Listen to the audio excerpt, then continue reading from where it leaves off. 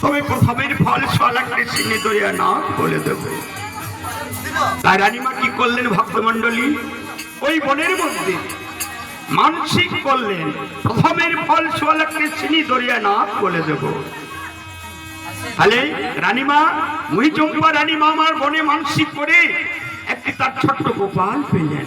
তাই ভক্ত গোপালের নাম হলো সাধু জামাল।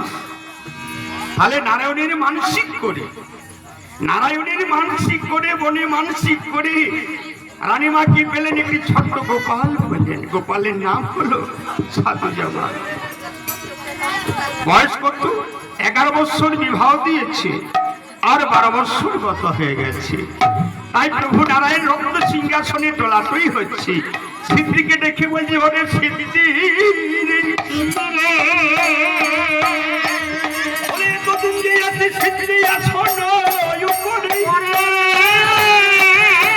কেন সিদ্ধি রে, সিদ্ধি আমার টোলা টোলো করে।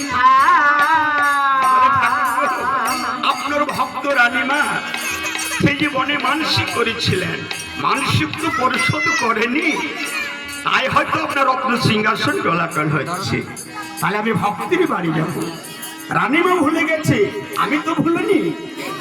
তাই ভক্ত গুরু মাতা পিতা আমায় ভক্ত জন গুরু, আগে ভক্ত জনে নাম রেখেছে আমায় বাঞ্ছা কল্পতরু। তাই ঠাকুর ভক্তের বাড়ি যাওয়ার জন্য যাত্রা করলেন। কি বলে, ফকির চাঁদের গলে দুলে বনমালা,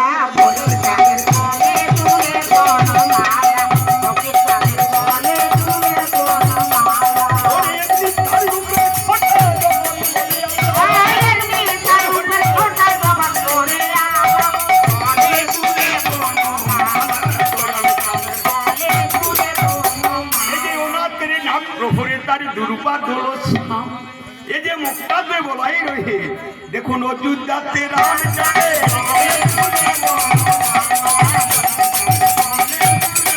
এই যে গিরিনাথ প্রভুরে তার প্রকাশ স্মৃতি নীলা, আজ বনের বানর বন্দি ঠাকুর তার জলে ভাসে শিলা কাটে।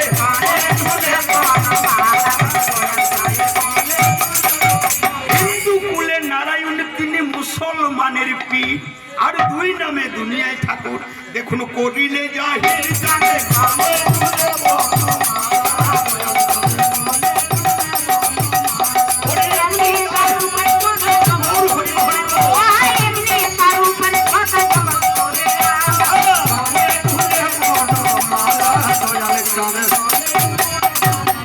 এই কথা শুনে নারায়ণ আজ কি কাজ করিল,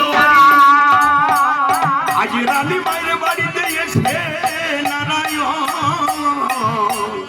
নারায়ণ উপনীত হলো। রাজবাড়ির রানীমাকে রাজার দারোয়ানকে ডাকলেন, বলি ওরে দারোয়ান, রানীমা কি খবর কর, সদরদারে ফকির এসেছে। সেই কথা শুনে দারোয়ান আজ করিল, আজ রানীমাকে কথা দারোয়ান দেখুন বলিতে লাগিল। গো রানীমা, আপনার সদরদারে ফকির এসেছে, কিছু ভিক্ষার জন্য এসেছে। বলে দারোয়ান, তাকে সদর দরজায় বসতে বলো, আমি দাসীর হাত দিয়ে চাল ভিক্ষা দিয়ে পাঠাচ্ছি। জয় গুরু, হরে কৃষ্ণ। আমি দাসীর হাত দিয়ে চাল ভিক্ষা দিয়ে পাঠাচ্ছি। সেই কথা শুনি রানী মাগো আজ কি কাজ করিল হরিণা, আজ দাসীমা কি কথা দেখুন বলিতে না গিল।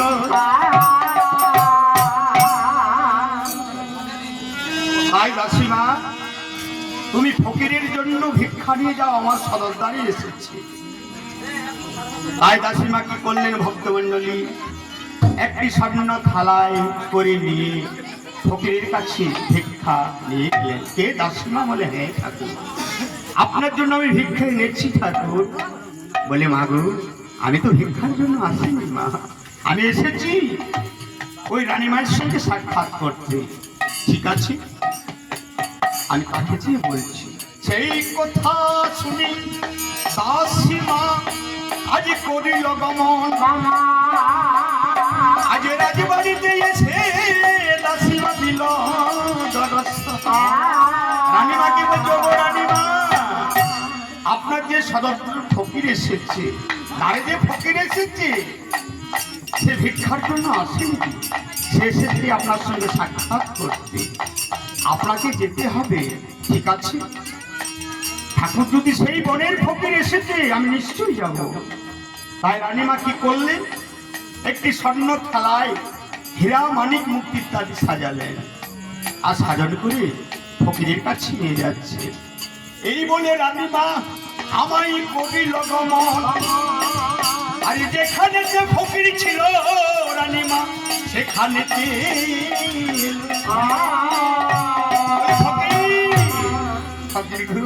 আপনার জন্য আমি ভিক্ষা এনেছি ঠাকুর। বলে মা গো, আমি তো ভিক্ষা নেব না। বনের কথা মনে আছে, যেদিন তোমার জামাল ছিল না ঘরে ঘরে, আজ মরণ মরতে গেছি মা গো তুই সেদিন, সেদিন বনের ভিতরে, সেই বনের কথা মা গো, যেদিন তোমার পুত্র কন্যা কিছুই ছিল না, তুমি সেই বনে মানসিক করেছো মনে আছে, প্রথমের ফল 1.25 লাখ চিনি দইয়া না বলে দেবো। তুমি তো মানসিক করেছো মা জন্য, তাহলে আমি তো এই হীরামানিক মুক্তা নিতে আসিনি। তাহলে ঠাকুর কি করতে হবে বলে, একমাত্র তোমার পুত্রকে আমার সঙ্গে ওই বনে যেতে হবে। ঠিক আছে ঠাকুর, আমার সাপ নাই পাচ্ছি নাই, ও গো দয়াময়, আমার নয়নের তারা আর তুলো মাত্র না দেখিনি, ও গো দয়াময়, দয়াময় আমি বেড়াই খেপার আমি একমাত্র পুত্রকে আপনার সঙ্গে বিদায় দিতে পারবো না ঠাকুর।